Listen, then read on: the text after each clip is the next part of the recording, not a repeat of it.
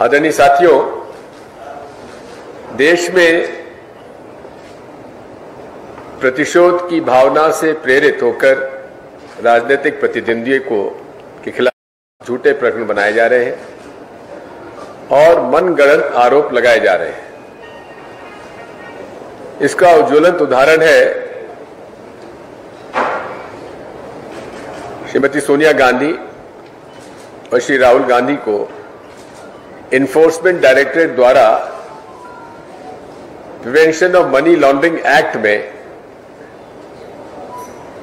पूछताछ के लिए जो बुलावा भेजा गया, समझ भेजे गए हैं, ये उसका स्पष्ट प्रमाण है। इसके तथ्य हमने आपके सामने अपने वक्तव्य में रखे हैं।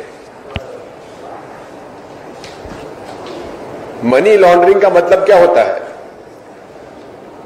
मनी लॉन्ड्रिंग का मतलब है अनअकाउंटेड मनी को, उसको नंबर 2 को नंबर 1 में करना, काले धन को एक विधिवत रूप से उसको लीगल अकाउंट डालना, दूसरा एक कंपनी से पैसा दूसरे कंपनी में डालना, दूसरे से तीसरे में डालना, चौथा डालना, ये इसको मनी लॉन्ड्रिंग कहते हैं।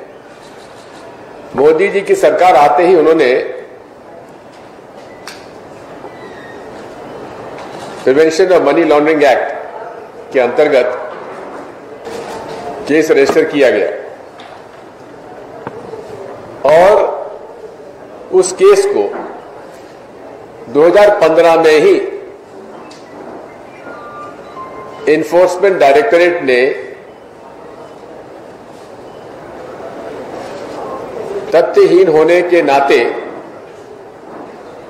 उसे बंद कर दिया। आज तक कोई एफआईआर दर्ज नहीं की गई है किसी स्तर पर भी। माननीय सुब्रमण्यम स्वामी ने एक प्राइवेट लिटिगेशन लगाया पटियाला कोर्ट दिल्ली में,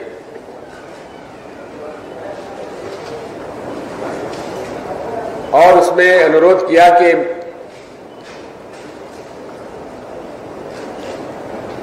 एफआईआर दर्ज की जाए।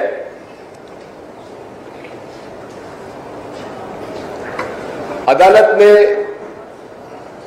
समन्स इशू किए। समन्स इशू हो जाने पर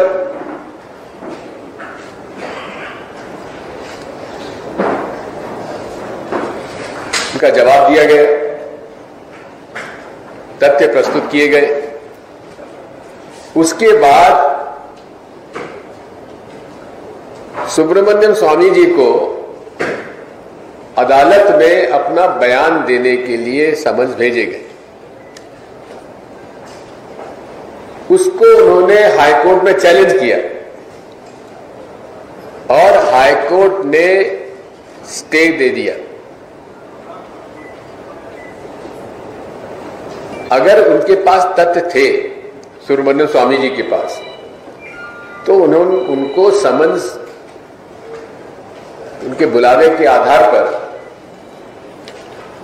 कोर्ट में पेश होना था, बयान देने थे, तथ्य प्रस्तुत करने थे, वो नहीं किए। हाईकोर्ट में स्टे लेने की आवश्यकता क्या थी? केवल दबाव की राजनीति, प्रतिशोध की भावना से झूठे प्रकरण बनाना, ये इनकी आदत बन चुकी है। और ये नेशनल हेराल्ड, जो कि आजादी के संघर्ष में सरदार पटेल, पंडित जवाहरलाल नेहरू, पुरुषोत्तम दास टंडन, आचार्य नरेंद्र देव, रफी अहमद किदवाई और अन्य नेताओं ने 1937 में आजादी की लड़ाई में लोगों को जागृत करने के लिए नेशनल हेराल्ड प्रारंभ किया था और उसके बाद नेशनल हेराल्ड चलता रहा। लेकिन धीरे धीरे जो सभी आज प्रिंट मीडिया के हालात हैं, उसके कारण घाटा होता गया और काफी बड़ी तादाद में वहां के कर्मचारियों को वेतन आदि का भुगतान नहीं हो रहा था। इसलिए उनके साथ चर्चा करने के बाद वीआरएस की स्कीम लगाई गई और लगभग 67 करोड़ रुपए जो उनकी देनदारियां थी उसका पेमेंट किया गया और कांग्रेस पार्टी के फंड से उसका पेमेंट हुआ। इसकी शिकायत चुनाव आयोग को की गई और माननीय चुनाव आयोग ने कहा कि इसमें कोई किसी प्रकार का बंधन नहीं है या कोई प्रतिबंध नहीं है कि इसका किस प्रकार से पैसा खर्च किया जाता है, इसका कोई नियम नहीं है पीपल्स रिप्रेजेंटेशन एक्ट में। यानी कि उनकी जो प्रार्थना थी वो खारिज कर दी गई। इलेक्शन कमीशन ने खारिज कर दी, इन्फोर्समेंट डायरेक्टर ने खारिज कर दी, एक भी एफआईआर कहीं दर्ज नहीं है, कोई प्रमाण नहीं है। अब उसके बाद हुआ क्या कि यंग इंडिया की एक समाचार उसकी मैगजीन चालू की गई, कंपनी शुरू की गई और उस कंपनी ने सारे शेयर्स जो थे उसका इक्विटी बढ़ा के शेयर्स लिए और शेयर्स लेने के बाद आज की परिस्थिति वही है। इसमें रेगुलरली कांग्रेस पार्टी को छुपाना होता तो वो अपने अकाउंट्स में बताती नहीं। ऑडिट हुआ और ऑडिट होने के बाद इलेक्शन कमीशन ने उसको स्वीकार किया, इन्फोर्समेंट डायरेक्टरेट ने स्वीकार किया, कोई एफआईआर है नहीं। फिर भी सोनिया जी और राहुल जी पर राजनीतिक दबाव डालने का ये कुटिल प्रयास है। लेकिन ये भूल जाते हैं कि ये वो परिवार है जिसने अंग्रेजों के सामने घुटना नहीं टेका, जिस परिवार से दो लोगों ने देश के अखंडता एकता के लिए शहादत दी, वो ऐसे समन्स और ऐसे बुलावे से और झूठे प्रकरणों से क्या डरेगा? डरने वाले नहीं है और दृढ़ता से मुकाबला किया जाएगा। Young India no profit company है, एक भी पैसा निजी तौर पर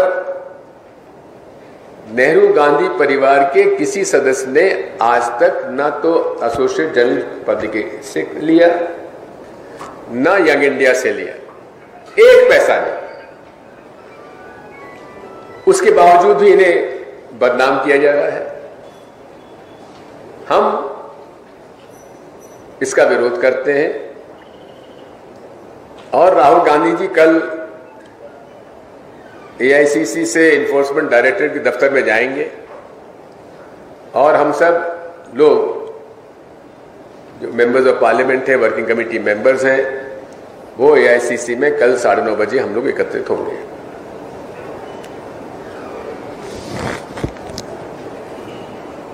आज पूरे देश में माहौल डराने का, धमकाने का चला हुआ है। एक नई संस्कृति चल गई है, बुलडोजर संस्कृति,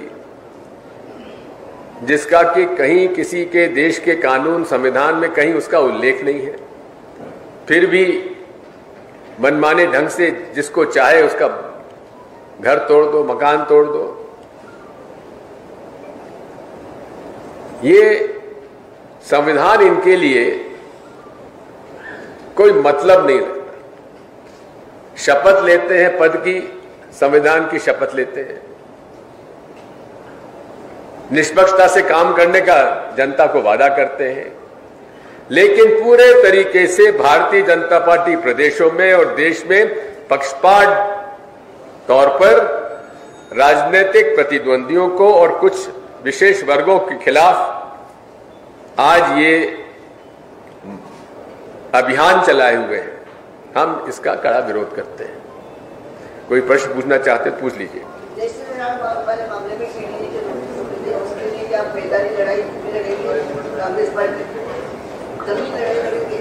जमीनी लड़ाई तो आज तक लड़ते ही रहे भैया जी, हम लोग तो लड़ेंगे, लड़ते आए, लड़ेंगे भी। बात यह है कि अगर इस तरह से परेशान किया गया, आपने देखो 70 के दशक में इंदिरा जी को झूठे मुकदमे में फंसाया गया था, संजय गांधी जी को फंसाया गया था, क्या कांग्रेस डरी? क्या लाखों लोग जेल में गए?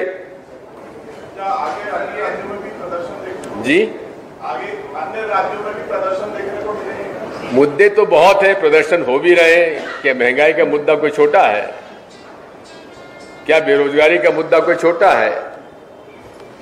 तो इस तरह से हमारे आंदोलन प्रदर्शन तो चल रहे हैं, जमीनी लड़ाई लड़ रहे हैं, आगे भी लड़ेंगे। सर, इसमें क्या कारण है कि जो लोन लिया गया 90 करोड़ की गवर्नमेंट थी, यानी 2002 से 11 के बीच में लिया गया, हाँ, इसी को लेकर तो सवाल खड़े हो रहे हैं। हाँ, तो बताया ना मैंने आपसे, इसमें नियम का, कानून का उल्लंघन कहां है?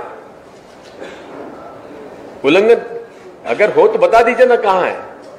अगर कहीं नियम कानून का उल्लंघन हो तो एफआईआर दर्ज होनी चाहिए थी। आज तक एफआईआर दर्ज नहीं हुई है।